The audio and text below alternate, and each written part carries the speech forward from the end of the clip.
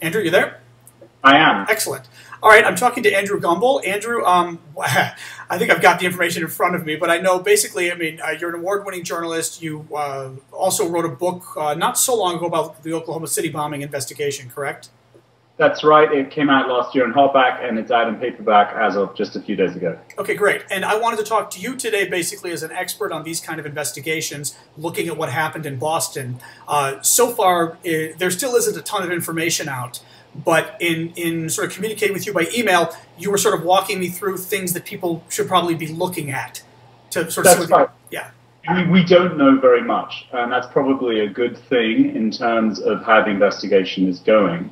But based on my experience of looking at the Oklahoma City bombing investigation, in great detail, looking at every single document that was produced by the investigators, you can see the kinds of things that can go wrong and what to look out for. One very good early sign in Boston is that they seem to have done an excellent job of rescuing the people they needed to rescue, giving them all the help they needed, but also treating the scene like a crime scene, getting people out of there as fast as possible, drawing up a very clear perimeter. That's one thing that did not happen in Oklahoma City. They muddied the two things. But what happened? I noticed you had said that previously. What happened in Oklahoma City? They just went in to do the rescue and basically overran the crime scene? Well, essentially, they failed to set up an effective perimeter. And even after they'd set up some kind of perimeter, you had Red Cross volunteers, other people tramping in and out of the scene of the devastated building and destroying evidence. There was also a rainstorm the first night. Ammonium nitrate, which was the key ingredient in the bomb that was detonated. In Oklahoma City, right. Right, disappears essentially under moisture. So that was something that, they knew right away it was an ammonium nitrate bomb. They should have taken measures to protect at least some of the scene, to establish how big a bomb they were talking about, what kind of level of sophistication, and to go from there. They lost all of that evidence. The trial, the forensics were an embarrassment for the government. Right. Okay, so your second point then was about how well the agencies get along and work together. Right. Well, that's a big question. Boston has got a long history, especially of the FBI and the local authorities not getting along terribly well. The FBI obviously was deeply involved in the whole Whitey Bulger case. They were very badly embarrassed by using criminals as informants. That was some time ago now, but it'll be a real test to see how the FBI and the local police get along. Usually in cases like this, and especially now it's been formally named as a terrorism investigation, it will be unambiguously a federal investigation. The FBI doesn't like buckling under to it. And the FBI is in charge of this investigation, correct? Right. Right. The Boston police know the city. They have certain things they're going to want to do. If they get along, they can be very productive and helpful to each other. If they don't get along, you can start having the situation you had in Oklahoma City where, the city police is going to start taking credit for finding a piece of evidence X. The FBI is going to contradict them. They're going to get into fights. They're not actually going to focus on getting on with the investigation, which was a problem there. Potentially a problem here, too, because turf warfare is a constant feature of law enforcement at the federal and local level in this country. Okay. Now, the third point was interesting. You had said what you had written me earlier was basically the authorities keeping a lid on the investigation and how that's important to do. In essence, the fact that we haven't really heard anything new since last night doesn't necessarily mean they're not getting anywhere. No, I think it's a good thing. In the Oklahoma City bombing investigation, within 48 hours, they found Timothy McVeigh. They realized that he was in custody for traffic violations for having an illegal weapon, but they couldn't keep a lid on that information. And in fact, when the very first FBI agent arrived at the local county courthouse where McVeigh was being held, pretty much the first people he ran into were a bunch of journalists from a TV station. He turned to the local sheriff and said, you know what? If these guys are here, it means there's going to be a crowd of people coming. So any opportunity to keep quiet, to try and get McVeigh to open up slowly, to give clues as to who else he might be in contact with, all that was blown. And what happened with Terry Nichols? Did they? I don't remember. I remember Terry Nichols being the other character in the drama, but what happened with his name being released, or what was the deal? Well, the way they got to McVeigh and the way they became convinced that he was involved and had a motive was because of his association with the Nichols brothers, who were involved in far-right patriot movement politics in Michigan, where they were from. It was put out over the radio as soon as they were on McVeigh's tail that the feds were interested in these brothers, Terry and James Nichols, which of course tipped them off. Right. He reacted by thinking, if I don't give myself up right now, I may get shot and my family may get killed. So but they actually, okay, see, I didn't remember. They actually released the name before they got them in custody. That's right. That's right. And in James Nichols's case, there's a very strong argument to be made that he had enough time. We're doing home interviews. We've got to deal with the dog protecting the homeland here. Let me protect that. Let me repeat that. In James Nichols's case, there's a very strong case to be made that he actually had time to destroy evidence before they came and arrested him. And in fact, they were convinced.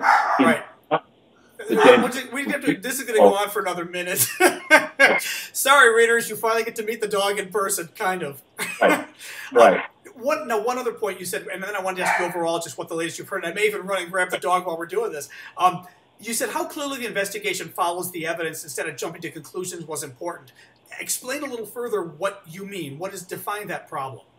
Right. Well, what happened in Oklahoma City, and this is something that was not known until I found the paperwork and talked to the agents involved and published it in the book that came out last year, is that they had evidence tying Timothy McVeigh to the vehicle, the Ryder truck that contained the bomb, on day 2. The bombing happened on April 19th. On April 20th, an agent went to interview the woman who ran the motel where McVeigh had been staying, got information that he'd been seen with a Ryder truck.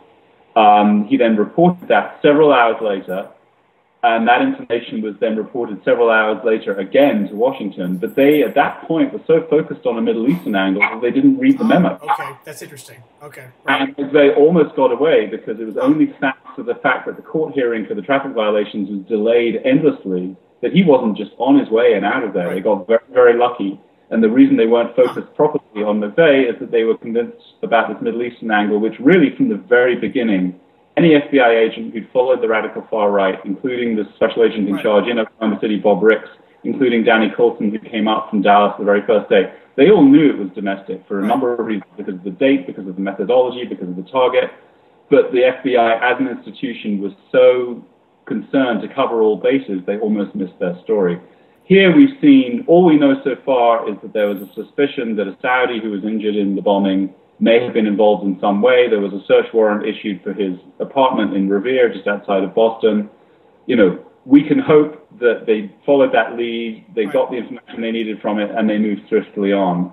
But if they get stuck on preconceived ideas, that's when mistakes can happen. So that's another thing for journalists and others watching this to look out for. Now, what I read a couple hours ago, I think it was National Journal, saying that a number of outside of government terrorism experts were basically saying that the evidence is starting to look more and more confusing in the sense that it's not looking like foreign terrorists, but it's not looking like homegrown American anti-government types.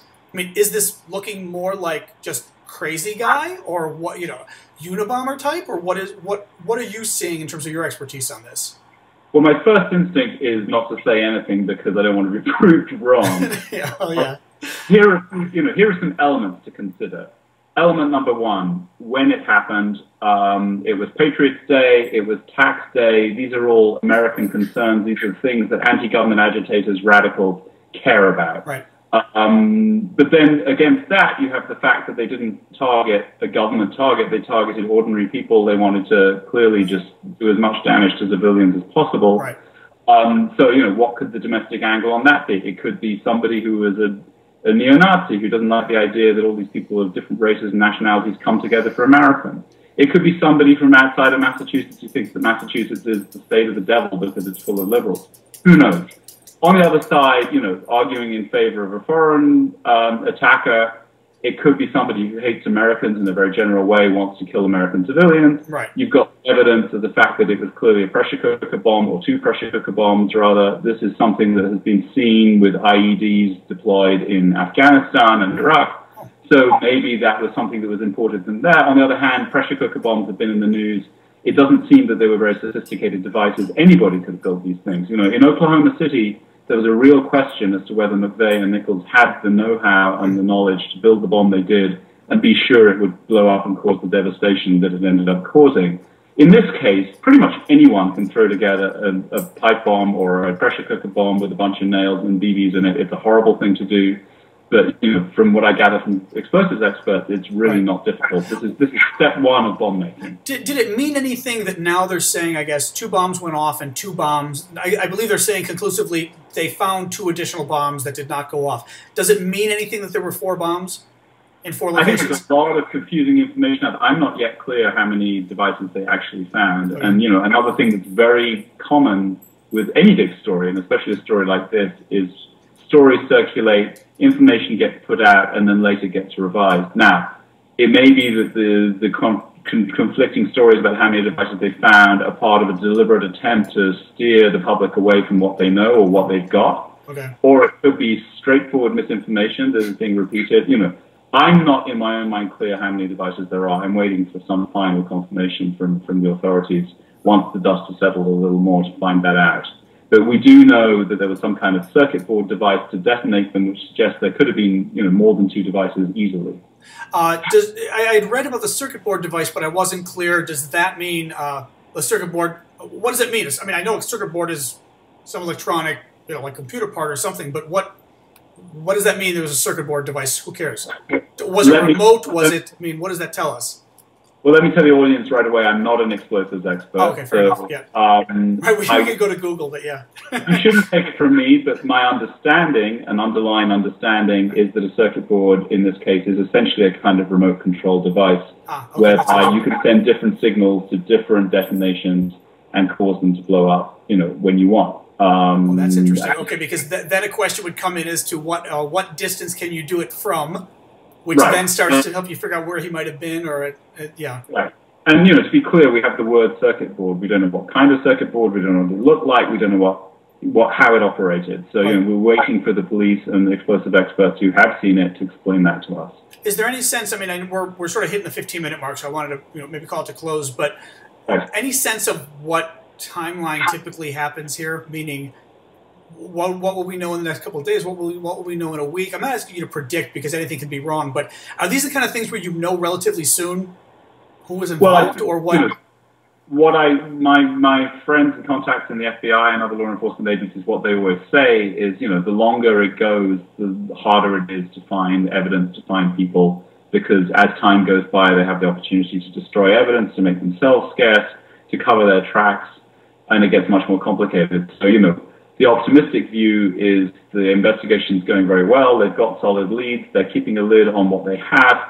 They will make some kind of arrest. They will crack the case very shortly. That's the optimistic view. The less optimistic view is they're going crazy watching video footage from the scene. They can't see anything that points to them in the direction of somebody who's dumping these duffel bags with the devices in them. They don't have any kind of concrete leads, and they're getting frustrated beyond belief. The fact that they served a search warrant on this Saudi man's apartment can be read either way, actually. It could be, well, they're issuing search warrants. That means they've got some concrete data to go on, or it could be the only data they've got to go on is the one brown person in the crowd, and he turns out not to have anything to do with it. Right. So, we just don't know. But, the sooner they can make a concrete announcement of a breakthrough, the better things will be going. Okay, great. Well, Andrew, thank you very much. I'll say again, Andrew Gumbel, author of Oklahoma City Bombing, What the Investigation Missed and Why It Still Matters. Folks can get that on Amazon, I assume, among other places? Absolutely, yeah. Out in paperback in the last few days. Excellent. All right, well, thanks, Andrew. Thank you.